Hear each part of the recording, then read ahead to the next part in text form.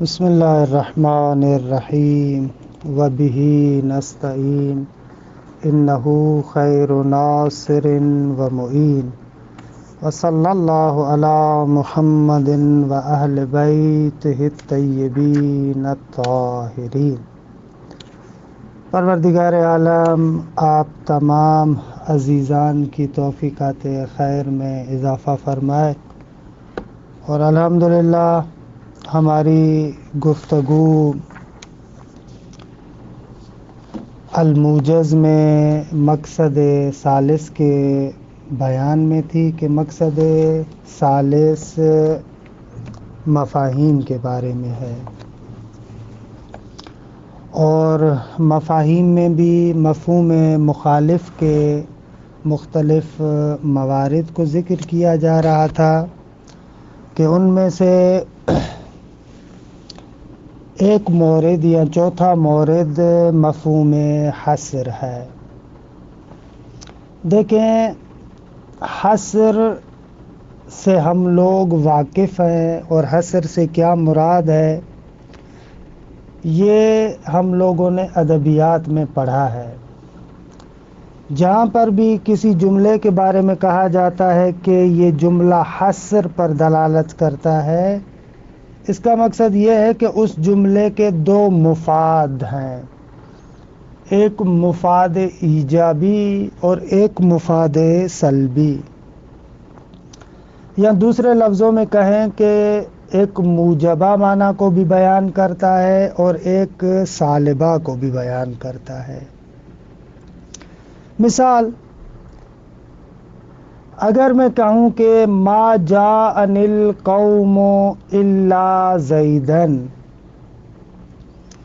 تو اس کا مقصد یہ ہے کہ اس کے دو معنی ہیں، ایک ایجابی اور ایک سلبی۔ ایک معنی یہ ہے کہ میرے پاس قوم میں سے زید آیا، ما جاءنی القوم الا زیدن، اور دوسرا مفاد اس کا یہ ہے کہ زید کے علاوہ اور کوئی نہیں آیا۔ یہ حصر کا معنی ہوگا، ما جاءنی القوم الا زیدن، قوم میں سے کوئی نہیں آیا سوائے زید کے۔ یعنی کیا؟ یعنی زید آیا اور زید کے علاوہ کوئی بھی نہیں آیا، یہ حصر کا معنی ہے۔ اور واضح سی بات ہے کہ حصر کے اندر مفہوم پایا جاتا ہے، یعنی جہاں پر بھی آپ جملے کو حصر میں بیان کرتے ہیں، اس کا مقصد یہ ہوتا ہے کہ یہ ہے اور اس کے علاوہ کوئی اور نہیں ہے۔ یہ جو آپ کہہ رہے ہیں نا کہ اس کے علاوہ کوئی اور نہیں ہے، یعنی مفہوم ما جاءنی القوم الا زیدن، زید آیا اور زید کے علاوہ کوئی نہیں آیا، یہ مفہوم کو بیان کر رہا ہے۔ تو حصر کی دلالت اس مفہوم پر تو بالکل روشن ہے، لیکن اہم چیز جو یہاں پر ہے کہ جس کی طرف اشارہ کرنا چاہیے وہ ادات حصر ہے، کہ حصر کن کن ادوات کے ذریعے سے ہوتا ہے، کہ مصنف بھی اسی نقطے کی طرف زیادہ بحث کو لے کر گئے ہیں کہ کون کون سے موارد میں عربی زبان میں حصر ہوتا ہے۔ لہذا اسی لیے دیکھتے ہیں بہت سارے علم اصول کی کتابوں میں اصلاً مفہوم حصر کے بحث کو بیان نہیں کرتے، اور کون سے ادوات حصر کو بیان کرتے ہیں یا کون سی ہیئات حصر کو بیان کرتی ہیں، یہ ہم لوگ معانی بیان میں پڑھتے ہیں۔ لہذا علم اصول میں بہت سارے لوگوں نے اس بحث کو بیان ہی نہیں کیا۔ مصنف یہاں پر 6 موارد حصر کے ذکر کرتے ہیں کہ عربی زبان میں ان کے ذریعے سے حصر سمجھ میں آتی ہے۔ ایک وہی الا استثنائیہ، الا استثنائیہ کے ذریعے سے بھی حصر کو سمجھا جاتا ہے، جیسے میں نے عرض کیا ما جاءنی القوم الا زیدن، میرے پاس کوئی نہیں آیا سوائے زید کے، یعنی زید کے علاوہ کوئی بھی نہیں آیا، زید آیا، زید کے علاوہ کوئی نہیں آیا۔ دوسرا انما ہے، انما کے ذریعے سے بھی حصر کو سمجھا جاتا ہے کہ آیہ ولایت مشہور آپ اور ہم لوگ پڑھتے ہیں، انما ولیکم اللہ ورسولہ والذین آمنوا الذین یقیمون الصلاۃ ویؤتون الزکاۃ وہم راکعون، کہ تم لوگوں کا ولی صرف اللہ ہے اور اس کا رسول ہے، اور وہ شخص ہے کہ جس کے اندر یہ صفات ہیں، مومن ہے، نماز کو قائم کرنے والا ہے، اور حالت رکوع کے اندر زکوٰۃ دینے والا ہے، کہ روایات نے بیان کیا کہ امیر المؤمنین ہے اس سے مراد۔ تو یہاں پر حصر کو، اس کے علاوہ تمہارا کوئی ولی نہیں ہے۔ خوب اس حصر سے پتہ چل رہا ہے کہ ولی کا معنی دوست نہیں ہونا چاہیے، ولی کا معنی مددگار نہیں ہونا چاہیے، بلکہ یہاں پر ولی کا معنی وہی اولا بالتصرف ہونا چاہیے جو حصر کے ساتھ سازگار ہے۔ بہرحال اسی طریقے سے انما حرم علیکم المیتۃ والدم ولحم خنزیر، تمہارے لیے فقط اور فقط مردار، خون اور خنزیر کے گوشت کو حرام قرار دیا گیا، صرف اس کو حرام قرار دیا، اس کے علاوہ اور چیزوں کو حرام قرار نہیں دیا۔ یہ حصر کا معنی ہوگا کہ واضح ہے۔ ایک اور مورد جس کے ذریعے سے حصر کو سمجھا جاتا ہے بل ہے۔ دیکھیں بل کے لیے کہتے ہیں یہ بل اضرابیہ ہے، یعنی ایک بل سے پہلے ہوتا ہے اور ایک بل کے بعد آتا ہے۔ جب بھی آپ کہتے ہیں نا رأیت زیدن بل امرن، تو یہاں پر بل سے پہلے بھی ہے اور بل کے بعد بھی ہے۔ جو بل سے پہلے ہے اس کو کہتے ہیں مضروب عنہ، کیونکہ اس سے منہ پھیرا جا رہا ہے۔ بل کے بعد والے کو کہتے ہیں مضروب الیہ، کہ جس کی طرف رخ کیا جا رہا ہے۔ تو اب یہ جو بل اضرابیہ ہے، آپ نے ادبیات میں بھی پڑھا ہے، یہ مختلف طریقوں سے آتا ہے، اس کے مختلف موارد ہیں۔ مثلا چند موارد کی طرف یہاں پر مصنف اشارہ کرتے ہیں۔ ایک مورد بل کا یہ ہے کہ آغا جان جو مضروب عنہ ہے اس کو غفلت کی وجہ سے کہا گیا ہے، اس کو سب کے لسانی کی وجہ سے کہا گیا ہے، یعنی اس کو کہنا نہیں چاہ رہے تھے لیکن غفلتاً یا زبانی سبقت لسانی کی وجہ سے یہ مضروب عنہ کو ہم نے ذکر کر دیا ہے، لیکن ہمارا مقصود وہ یہ مضروب الیہ ہے۔ مثلا یہ جو کہا جا رہا ہے جاءنی زید بل امرون، کہ یہاں پر زید ہم کہنا نہیں چاہ رہے تھے، غفلتاً کہہ دیا، یا اصلاً سبقت لسانی ہو گئی، امرن کہنا چاہ رہا تھا زیدن کہا گیا۔ تو ایک مرتبہ ایسے ہوتا ہے، لہذا فوراً اس سے ہم نے اضراب کیا اور منہ پھیرا اور توجہ کی امر کی طرف، زید آیا بلکہ امر آیا، یعنی وہ غلطی سے کہہ دیا۔ اگر اس طریقے سے ہو تو اس صورت میں تو بل اصلاً حصر کو نہیں بیان کر رہا، کیونکہ مضروب عنہ اصلاً غلطی سے آ گیا ہے۔ دوسری مرتبہ اس بل کو ذکر کیا جاتا ہے تأکید کے لیے، یعنی مضروب عنہ گویا کہ توطئہ ہے، تمہید ہے، مقدمہ ہے مضروب الیہ کے لیے، اس کو ہم ذکر کر رہے ہیں لیکن اصل مقصود ہمارا کیا ہے؟ اصل مقصود ہمارا وہی مضروب الیہ ہے، یعنی پہلے والا جو جملہ ہے وہ مقدمے کے طور پر ہے، یا اس کو ادبیات کی کتابوں میں کہا جاتا ہے الانتقال من الغرض السابق الى اللاحق، لیکن بقاء الحکم السابق علی حالہ، وہ جو حکم سابق ہے وہ اپنی جگہ پر باقی ہے، اس کا انکار نہیں ہے، لیکن ایک غرض سے دوسرے غرض کی طرف منتقل ہو رہا ہے۔ مثال قرآن میں قد افلح من تزکا وذکر اسم ربہ فصلی، کامیاب ہوا وہ انسان جس نے اپنا تزکیہ کیا اور اپنے رب کے نام کا ذکر کیا، وذکر اسم ربہ، اپنے رب کے نام کو یاد کیا، فصلی اور نماز پڑھی۔ بل تؤثرون الحیات الدنیا، اب یہاں پر اس بل سے آپ کیا ایک غرض سے دوسری غرض کی طرف منتقل ہو رہے ہیں۔ وہ پہلی جگہ پر وہ مطلب ٹھیک ہے، کامیاب انسان وہ ہے جو تزکیہ کرنے والا ہے، جس نے خدا کے نام کو یاد کیا، نماز پڑھی، وہ درست ہے، لیکن اب دوسری غرض کی طرف آ رہے ہیں کہ تم لوگوں کی حالت یہ ہے کہ تم لوگوں نے حیات دنیا کو چن لیا ہے۔ درست ہے، یہ بل بھی اس صورت میں عاطفہ نہیں کہلاتا، یہ حرف استئناف کہلاتا ہے، اور یہاں پر بھی اصلاً ہماری بحث نہیں ہے۔ تیسرا مورد وہ ہے کہ جہاں پر بل مقام رد اور جو پہلے ذکر ہوا ہے اس کے حکم کو باطل کرنے کے لیے ہے، ایسے بھی ہوتا ہے بل۔ اس صورت میں یہ بل حصر پر دلالت کرتا ہے۔ مثلا وَقَالُوا اتَّخَذَ الرَّحْمَنُ وَلَدًا سُبْحَانَهُ بَلْ عِبَادٌ مُكْرَمُونَ۔ یہاں پر کیا ان مشرکین کی بات کی جا رہی ہے کہ وہ لوگ کہتے ہیں کہ خدا نے اپنے لیے بیٹا چن لیا ہے۔ خدا کہتا ہے پاک ہے خدا، بلکہ وہ جو ملائکہ ہیں خدا کے عزت والے اکرام والے بندے ہیں۔ اب اس بل عباد مکرمون سے جو پہلے والا مطلب تھا اس کو باطل کیا جا رہا ہے، اس کو رد کیا جا رہا ہے۔ یہاں پر حصر پر دلالت کرتا ہے، اس میں کوئی شک نہیں ہے کہ یہ فقط بندگان خدا ہیں، خدا کا بیٹا نہیں ہے، خدا کے بیٹے نہیں ہے۔ یا مثلا ایک اور مثال ام یقولون بہ جنہ، پیغمبر کے لیے کہتے ہیں نعوذ باللہ یہ مجنون ہے۔ قرآن کہہ رہا بل جاءہم بالحق، لیکن پیغمبر ان کے پاس تو حق کا پیغام لے کر آیا ہے، پہلے والے مطلب کو رد کیا۔ یہاں پر حصر پر دلالت کرتا ہے۔ پیغمبر سے مراد یہاں پر وہی ہے، حضرت نوح علی نبینا کے بارے میں یہ آیت ہے کہ یہ بل بھی اس طریقے سے حصر کو بیان کرتا ہے۔ اسی طریقے سے حصر کا ایک مورد اور ہے جہاں پر مبتدا اور خبر کے مابین ضمیر فصل ہے، زید هو القائم، درست ہے، ان زیدن هو القائم، کہ زید ہی قائم ہے، زید ہی کھڑا ہے، زید کے علاوہ کوئی اور نہیں ہے، صرف اور صرف زید کھڑا ہے۔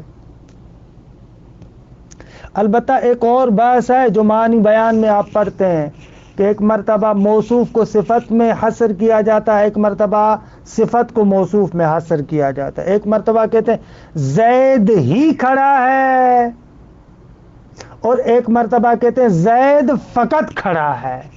دونوں میں فرق ہے کہ بہرحال یہ تفصیلات میں یہاں پر ذکر نہیں کرتا، یہ معنی بیان میں آپ لوگ پڑھتے ہیں۔ ایک مورد اور ہے کہ جہاں پر مسند الیہ پر الف لام آ جائے وہاں پر بھی حصر کا فائدہ ہوتا ہے، الحمدللہ۔ یا ایک اور مورد ہے کہ تقدیم ما ہوا حقہ التاخیر، ایاک نعبد و ایاک نستعین، ایک ایسی چیز کہ جس کا حق یہ ہے کہ اس کو مؤخر ذکر کیا جائے، لیکن اگر آپ اس کو مقدم ذکر کر دیں تو یہ بھی حصر کا فائدہ دیتا ہے۔ کہ بہرحال یہ مباحث زیادہ اصول کے ساتھ سازگار نہیں ہیں، یہ آپ وہاں پر پڑھتے ہیں معنی بیان میں، لہذا ان پر زیادہ ہم رکتے بھی نہیں ہیں۔ بسم اللہ الرحمن الرحیم۔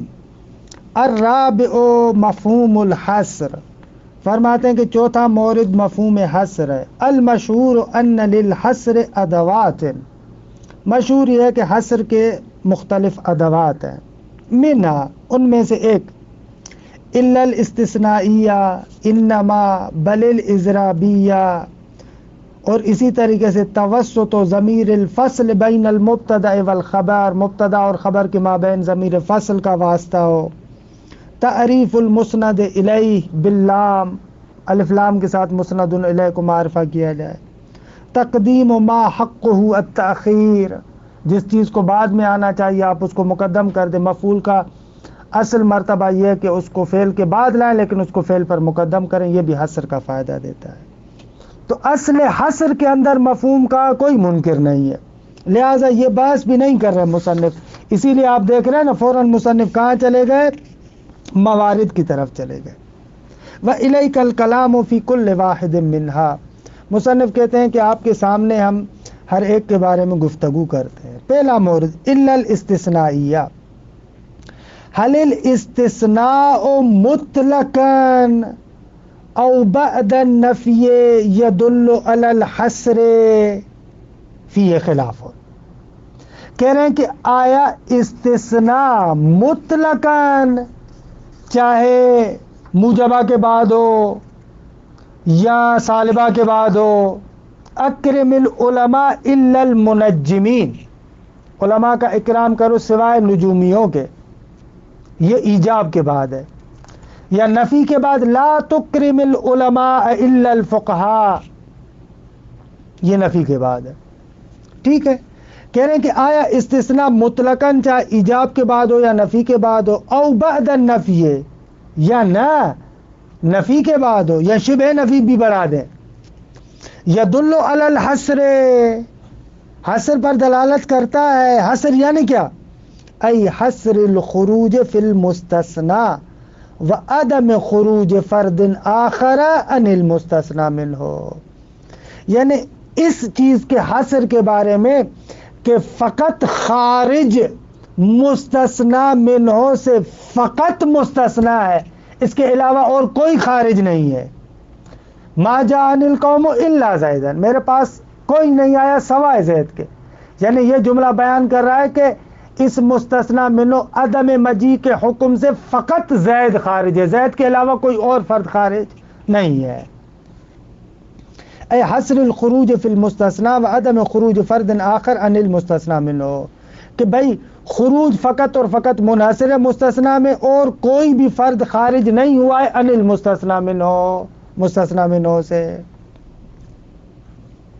فی خلاف، فرماتے ہیں کہ اس میں اختلاف ہے کہ آیا مطلقاً یا فقط نفی کے بعد، اس پہ اختلاف ہے. اچھا،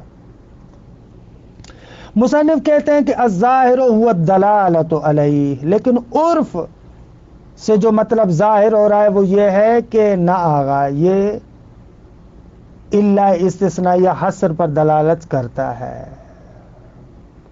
درست ہے. البتہ فی خلاف بھی جو کہہ رہے ہیں وہ ہمارے علماء میں تو کسی نے اختلاف نہیں کیا. ہاں، اختلاف جو سنا بھی گیا ہے وہ ابو حنیفہ کے اعتبار سے کہ اس نے آ کر اختلاف کیا ہے، وگرنہ اور کسی نے اختلاف نہیں کیا. الظاہر هو الدلالۃ علیہ، ظاہر یہ ہے کہ یہ حصر پر دلالت کرتا ہے. وَيَكْفِي فِي ذَلِكَ التَّبَادُرُ الْقَطْعِي، فرماتے ہیں کہ اس مطلب پر کہ حصر پر دلالت کرتا ہے تبادر قطعی ہی کافی ہے، تبادر قطعی موجود ہے. بحیث لو دل دلیل آخر علی خروج فرد غیرہ لعد مخالفا لظاہر الدلیل. کہتے ہیں کہ یہ تبادر قطعی اس پیمانے پر ہے کہ اگر کوئی اور دلیل آئے جو اس حصر کے برخلاف ہو، یعنی وہ دلالت کرے کہ اس مستثنی کے علاوہ دوسرا فرد بھی مستثنی منہ سے خارج ہوا ہے، تو اس دوسرے دلیل کو پہلے دلیل کے مخالف سمجھا جائے گا. مثلا اگر میں ایک مرتبہ کہتا ہوں ما جاءنی القوم الا زیدا، ہمارے پاس کوئی نہیں آیا سوائے زید کے، اس کا مقصد یہ کہ اس قوم سے فقط زید آیا، زید کے علاوہ کوئی نہیں آیا. اگر کسی اور دلیل میں بیان کیا جائے کہ اسی قوم کا دوسرا فرد بھی میرے پاس آیا، مثلا دوسری دلیل میں آ رہا ہے جاءنی امر، وہ امر بھی اسی قوم کا فرد ہے، میرے پاس امر آیا، تو اب یہ جو دوسرا دلیل ہے نا جاءنی امرون، پہلے دلیل کے ظہور سے تعارض رکھے گا. اور ویسے سمجھتا ہے کہ بھائی پہلے آپ نے کہا ما جاءنی القوم الا زیدون، میرے پاس فقط زید آیا، اب آپ کہہ رہے ہیں اس قوم کا دوسرا فرد امر بھی آیا، ان میں تو ٹکراؤ ہے. یہ ٹکراؤ عرف کا سمجھنا اس بات کی بہترین دلیل ہے کہ خود وہ پہلے والا جملہ حصر پر دلالت کرتا ہے. وَيَكْفِي فِي ذَلِكَ التَّبَادُرُ الْقَطْعِي، اس پر دلالت کرنے میں کافی ہے کون؟ تبادر قطعی. کس طریقے سے؟ بحیث لو دل دلیل آخر علی خروج فرد غیرہ، اس کے علاوہ کوئی اور فرد اس سے خارج ہے، اگر اس پر کوئی دلیل دلالت کرے لعد مخالفا لظاہر الدلیل، تو اس سے اللہ کے ساتھ جو حصر والا جملہ بیان ہوا ہے اس کے ظاہر کے مخالف اس کو شمار کیا جائے گا. مثلا فلو قال، اگر مولا کہتا ہے لا تعاد الصلاة الا من خمسین، نماز میں اعادہ نہیں کیا جائے گا، دوبارہ نماز کو نہیں پڑھا جائے گا سوائے ان 5 چیزوں کے، یعنی اگر ان 5 چیزوں میں گڑبڑ ہوئی تو نماز کو دوبارہ پڑھنا ہے، اگر ان 5 چیزوں میں گڑبڑ نہیں ہوئی کوئی اور گڑبڑ ہو گئی تو پھر اعادہ نہیں ہے. کہ قاعدہ لا تعاد کی اپنی جگہ پر فقہ میں بحث ہے. 5 چیزیں کون سی؟ الطہور والقبلہ والوقت والرکوع والسجود. طہور وضو وغیرہ کا مسئلہ ہو، قبلے کا مسئلہ ہو، وقت کا مسئلہ ہو، رکوع کا مسئلہ ہو، سجود کا مسئلہ ہو، ان میں اگر اخلال آ جائے، ان میں اگر گڑبڑ ہو جائے تو آپ کو نماز کا اعادہ کرنا پڑے گا. بس اگر ان کے علاوہ کسی اور میں گڑبڑ ہو جائے تو وہاں پر نماز کا اعادہ نہیں کریں گے. ثم قال فی دلیل آخر بوجوب الاعادة فی غیر هذه الخمسہ. اگر فرض کریں ایک اور دلیل میں مولا آ کر بیان کرتا ہے کہ اعادہ نماز کا واجب ہے ان 5 کے علاوہ بھی. مثلا دلیل ہمارے پاس ہے، اگر قیام متصل بالرکوع میں اگر انسان اخلال کرے، گڑبڑ کرے تو وہاں پر بھی اعادہ ضروری ہے. اچھا یہاں پر کہا جا رہا ہے کہ اعادہ فقط ان 5 کی وجہ سے ہے، لیکن ایک اور دلیل کے ذریعے سے بیان کیا جا رہا ہے کہ اگر قیام متصل بالرکوع میں بھی اخلال ہو جائے تو وہاں پر بھی اعادہ کرنا ضروری ہے. کہتے ہیں اگر اس طریقے سے ہو جیسا کہ ہے ایسے، لَعُدَّ مُخَالِفًا لِلْمَفْهُومِ الْمُسْتَفَادِ مِنْ قَضِيَّةِ الْأُولَى، تو وہ دلیل اول مخالف سمجھا جائے گا اس مفہوم کے جو قضیہ اولا یعنی لا تعاد صلاۃ سے سمجھ میں آ رہا ہے. وَلَا بُدَّ مِنْ علاج التعارض بوجہین. اس صورت میں پھر آپ کو تعارض کا علاج کرنا پڑے گا کہ آیا اس کو کیسے حل کریں گے. آیا جمع عرفی کا کوئی مورد ہے یا نہیں ہے، کہ انشاءاللہ بیان کریں گے کہ اگر 2 دلیلوں میں تعارض ہو جائے تو وہاں پر پھر دیکھا جاتا ہے آیا جمع عرفی کا مورد ہے یا نہیں ہے. مثلا مفہوم دلیل اول کو منطوق دلیل دوم کے ساتھ تخصیص لگا دی جائے، خب یہ بھی ایک رائے حل ہے. خب اگر اس رائے حل کو قبول کرتے ہیں تو ٹھیک، ورنہ پھر ان دونوں صورتوں میں تعارض مستقر ہو جائے گا. پھر آپ قواعد تعارض کی طرف رجوع کریں گے. اگر ترجیح کوئی موجود ہے تو ٹھیک ہے، اگر ترجیح موجود نہیں ہے تو تعارضا تساقطا. کلمۃ انما، دوسرا مورد جو حصر کا فائدہ دیتا ہے وہ انما ہے. استدل علی افادتها للحصر بوجہین. کہتے ہیں کہ یہ انما حصر پر دلالت کرتا ہے، اس کے لیے 2 دلائل کو ذکر کیا گیا، 2 وجوہ کو ذکر کیا گیا. ایک التبادر من موارد استعمالها، اس کے موارد استعمالات کو دیکھیں، وہاں پر تبادر یہی ہوتا ہے کہ حصر کے لیے. 2 تصریح اللغویین کالازہری وغیرہ علی انہا تفید الحصر. دوسرا یہ کہ ہم نے کہا تھا کہ پہچاننے کا طریقہ یہ ہے کہ صاحبان لغت میں سے کوئی اگر آ کر گواہی دے تو بھی ثابت ہو جاتا ہے. تو لغویوں کی صراحت موجود ہے. ازہری جو تہذیب اللغہ لکھنے والے ایک بہت بڑے ماہر ہیں، ان کی صراحت موجود ہے. وغیرہ ہی اور غیر ازہری جیسے جوہری اور فیومی، جوہری سیاہ میں، فیومی مصباح المنیر میں، وہ لوگ بھی بیان کرتے الانہا تفید الحصر، کہ یہ انما حصر کو بیان کرتا ہے. اور تیسرا مورد کہ جس کو ہم نے اضطراد کی شکل میں بیان کیا تھا،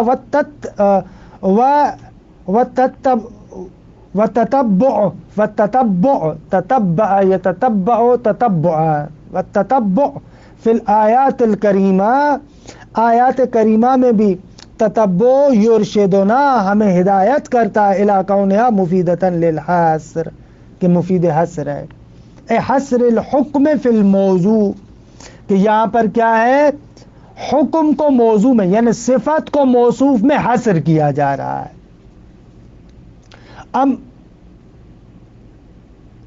اے حصر الحکم فی الموضوع یعنی صفت کو موصوف میں حصر کرنا، وَأَحْيَانًا حصر الموضوع فی الحکم، اور کبھی کبھار موصوف کو صفت میں حصر کیا جاتا ہے. اما الاول یعنی وصف یا حکم کو موضوع اور موصوف میں حصر کرنا. مثال انما ولیکم اللہ ورسولہ والذین آمنوا الذین یقیمون الصلاۃ ویؤتون الزکاۃ وہم راکعون. یہاں پر یہ جو حکم اور وصف ہے نا، یعنی ولایت، اس کو منحصر کیا جا رہا ہے اللہ، اس کے رسول اور امیر المؤمنین کے اندر. یہ کیا ہے، ولایت کے جو حکم ہے اس کو منحصر کر رہے ہیں کس میں، موضوع کے اندر، موصوف کے اندر، موصوف کیا ہے؟ اللہ، رسول اور امیر المومنین. ولی نہیں ہے مگر اللہ، مگر اس کا رسول، مگر وہ صاحبان ایمان کہ جن کی یہ صفات ہیں. دوسری مثال اسی کی، انما حرم علیکم المیتۃ والدم ولحم الخنزیر، یعنی یہ جو تحریم ہے، یہ حکم ہے، یہ وصف ہے، اس کو منحصر کیا جا رہا ہے کس میں؟ میتہ میں. کس میں؟ دم میں. کس میں؟ لحم خنزیر میں. 3، لا ينهاكم الله عن الذين لم يقاتلوكم في الدين ولم يخرجوكم من دياركم، تائن کے ایسے آتا ہے انما ينهاكم الله عن الذين يقاتلوكم في الدين واخرجوكم، کہ یہاں پر مودت کی بات ہے. خداوند متعال فرماتا کہ خدا تمہیں منع نہیں کرتا کہ آپ دوستی رکھیں ان لوگوں سے، ان کفار سے کہ جو مسلمانوں کے ساتھ قتال نہیں کرتے، تم لوگوں کو اپنے شہر سے در بدر نہیں کرتے، ان کے ساتھ تم دوستی رکھ سکتے ہو. لیکن انما ینہاکم اللہ عن الذین قاتلوکم فی الدین، لیکن جو لوگ تمہارے ساتھ قتال کرتے ہیں، جنگ کرتے ہیں دین کے معاملے میں، اور تم کو اپنے شہروں سے نکال دیا ہے، ان کے ساتھ خدا کہتا ہے کہ نہ، ان کے ساتھ مودت نہیں رکھنی، دوستی نہیں کرنی. کہ یہاں پر حصر ہے کہ یہ جو نہی مودت ہے یہ ان کے اندر منحصر ہے. وَأَمَّا الثَّانِي، یعنی حصر موصوف در صفت، موصوف کو صفت میں یا موضوع کو حکم میں حصر کرنا.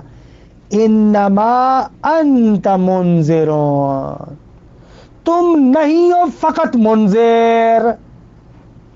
درست ہے.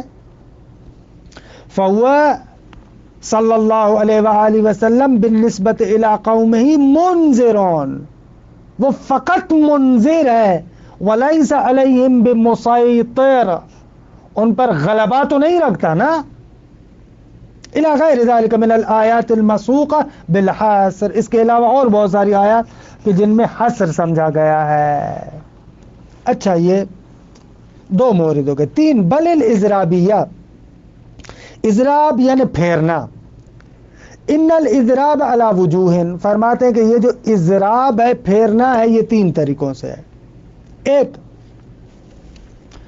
ما کان لأجل ان المضرب عنہ انما اوتی بہ غفلتا او سبقہ بہ لسانہ فیضرب بها عنہ الی ما قصد بیانہ. یہاں پر ضمیر بہت زیادہ ہے، ان کو توجہ سے سنیں.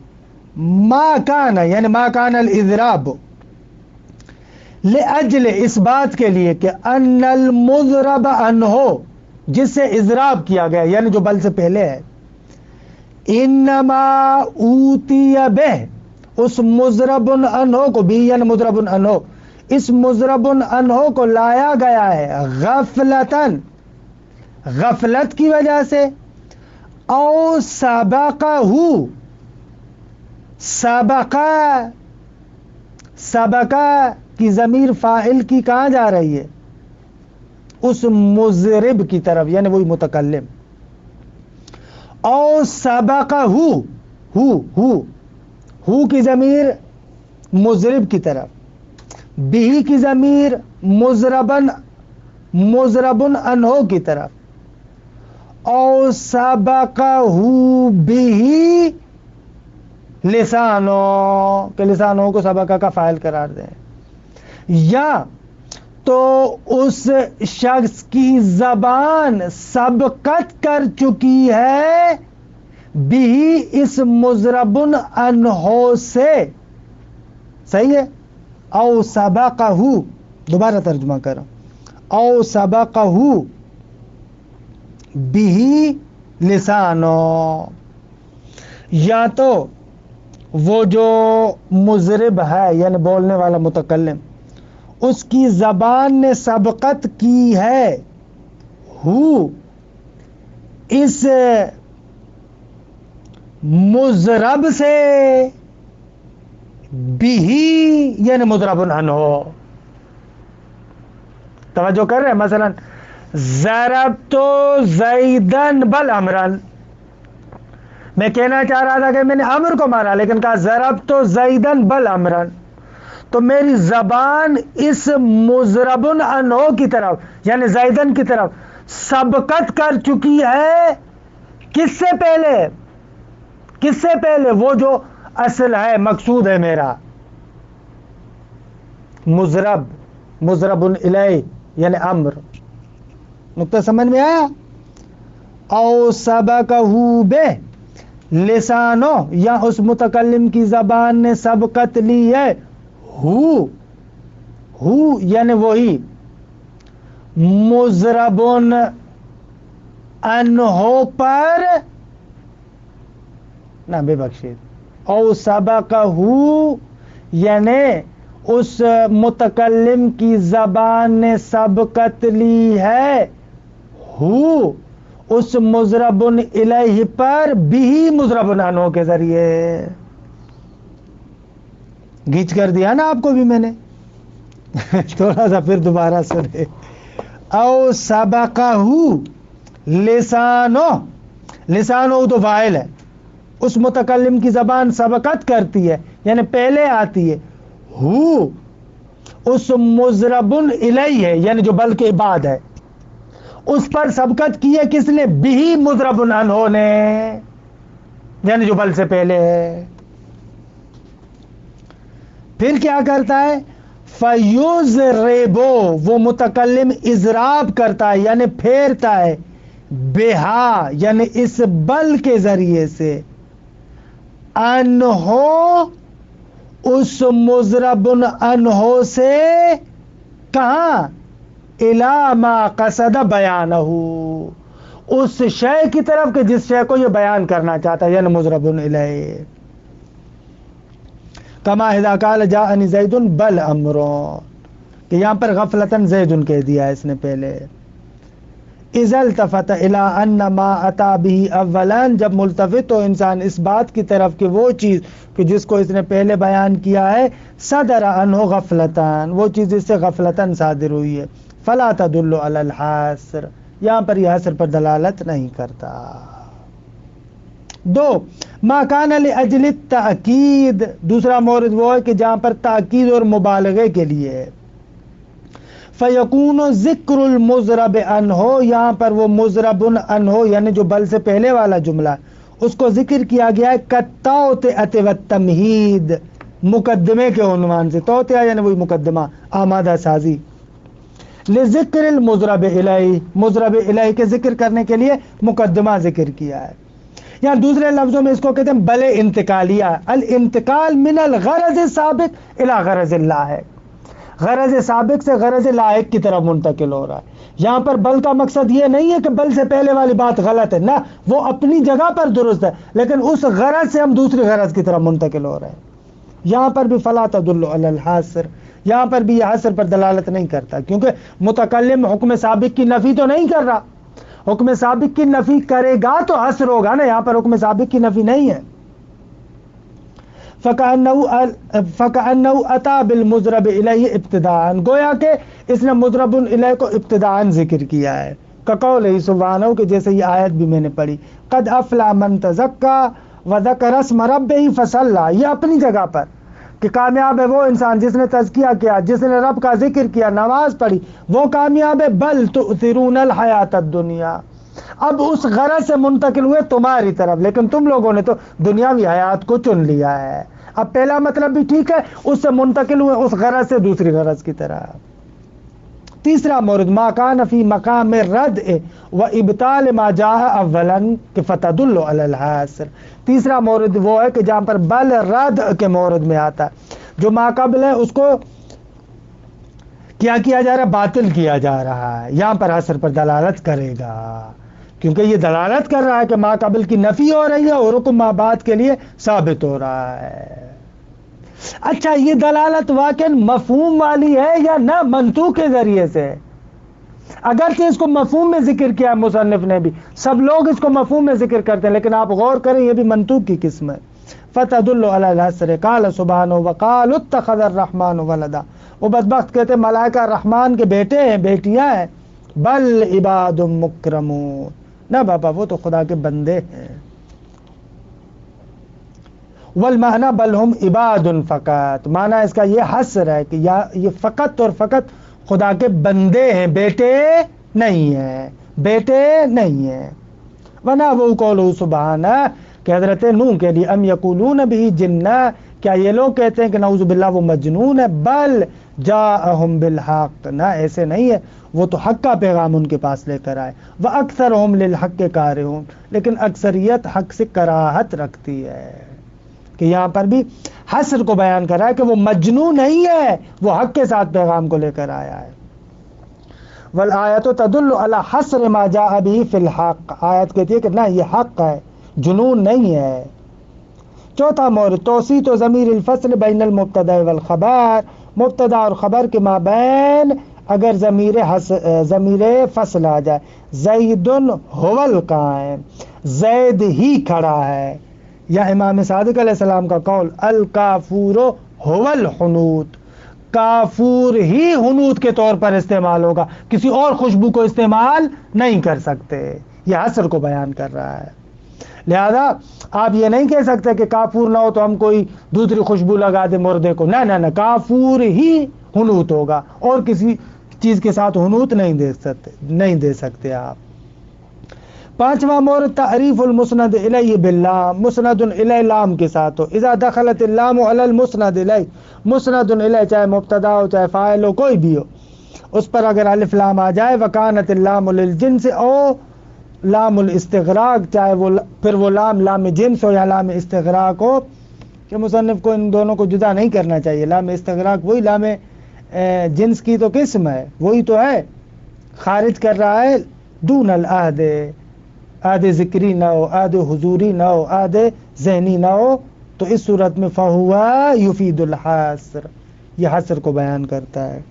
الحمدللہ، حمد فقط اللہ کے لیے ہے۔ چھٹا مورد تقدیم و ما حقہ التاخیر، جس کا حق یہ تھا کہ بعد میں لانا چاہیے اس کو پہلے مقدم ذکر کر دیں آپ، یہاں پر بھی حصر کا فائدہ ہوگا، البتہ یہ ادوات میں نہیں ہے، یہ حیات میں آ جائے گا۔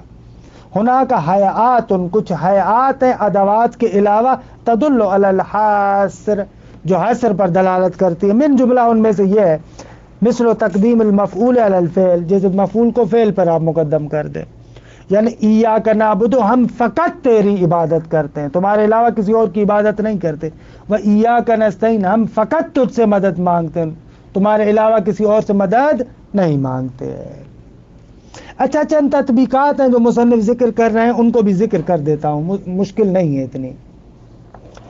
پہلا مورد، لو حصل التغیر بملاقات النجاست لماء القر او الجاری فی غیر صفات الثلاثہ، ہم کہتے ہیں نا کہ اگر پانی قر ہو یا آب جاری ہو، اگر وہ ملاقات کرے نجاست سے لیکن اس کا رنگ بو ذائقہ تبدیل نہیں ہوتا، کوئی اور صفت ان کی تبدیل ہو جائے، تو آیا نجس ہوں گے یا نہیں ہوں گے؟ مثلا اس کی وجہ سے پانی مثلا گرم ہو جائے، یا پانی زیادہ رقیق ہو جائے، یا پانی ہلکا ہو جائے، ایسی صفتیں تبدیل ہو جائے، تو آیا اس صورت میں وہ نجس ہوگا یا نہیں ہوگا؟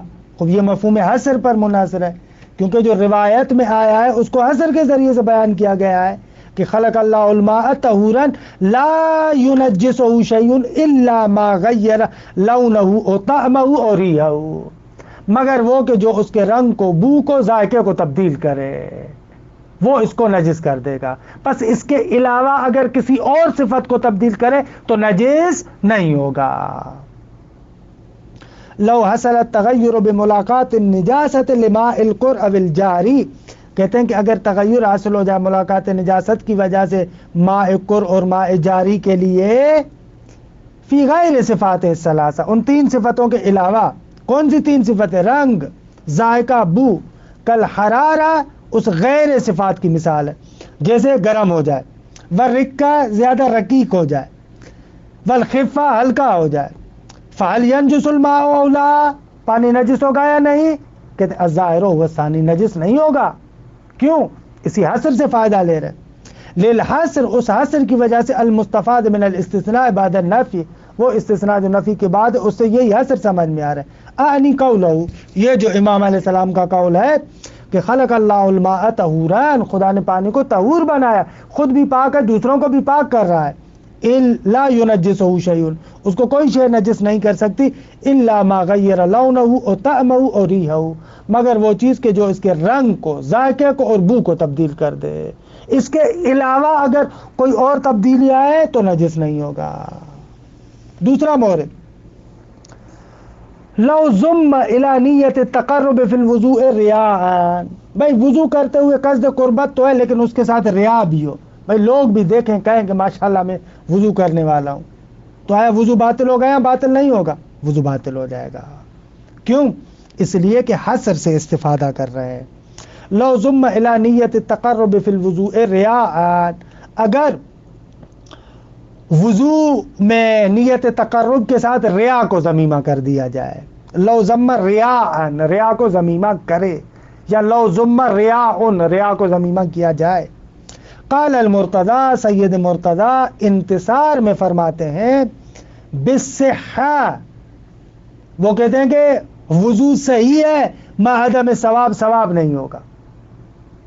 در حالی کے والمشہور والبطلان، مشہور کہتے ہیں کہ نہ اصلا صحیح نہیں ہے، وضو باطل ہے. لقولہ سبحانہ وما امروا الا لیعبدوا اللہ مخلصین لہ الدین، کہ یہاں پر حصر کے ساتھ ان کو امر نہیں کیا گیا مگر یہ کہ وہ اللہ کی عبادت کرے، مخلصین لہ الدین، اس کے لیے دین کو فقط خالص قرار دیں، یعنی ریا شامل نہیں ہونی چاہیے. اور دین سے مراد والمراد من الدین والطاعت، طاعت ہے. والحصر قاضٍ، یہاں پر حصر حکم کرتا ہے کہ بأن العمل الفاقد للاخلاص لم يتعلق به امر، وہ عمل کہ جس میں اخلاص نہیں ہے وہ اصلا مأمور بھی نہیں ہے. فکیف یکون صحیح، آگا جانیے پھر عمل کیسے درست ہوگا. تیسرا مورد، یجب ان یحنت مساجد المیت السبع، یہ سبع مساجد کی صفت، میت کی صفت نہ بنانا. بالحنوت، واجب ہے کہ میت کی ان 7 مساجد کو جو سجدے میں نیچے گرتی ہیں جگہیں، ان کو حنوت کیا جائے، اجماع ہے. وهو الطیب المانع عن فساد البدن، حنوت یعنی وہ خوشبو کہ جو بدن کو فاسد ہونے سے جلدی میں فاسد ہونے سے روکتی ہے. فقط حنوت آپ اس سے کر سکتے اور کسی خوشبو سے نہیں. وظاہر الادلہ حصر الحنوت بالکافور، اور ادلہ سے ظاہر یہ ہوتا ہے کہ حنوت فقط کافور سے ہونا چاہیے، کسی اور چیز سے نہ ہو. لقول صادق علیہ السلام انما الحنوت بالکافور، حنوت فقط کافور کے ساتھ. یا یہ قول ہے کہ الکافور هو الحنوت، کافور ہی حنوت ہے، پہلے میں انما دوسرے میں ضمیر فصل کے ساتھ ہے. بہرحال یہ مفہوم حصر کے بارے میں گفتگو تھی، ہم نے کہا کہ اس بات کو ختم کر دیں، لہذا تھوڑی سی آپ کو زحمت ہو گئی کہ آج کچھ زیادہ درس ہو گیا. وصلی اللہ علی محمد و اہل بیتہ الطیبین الطاہرین.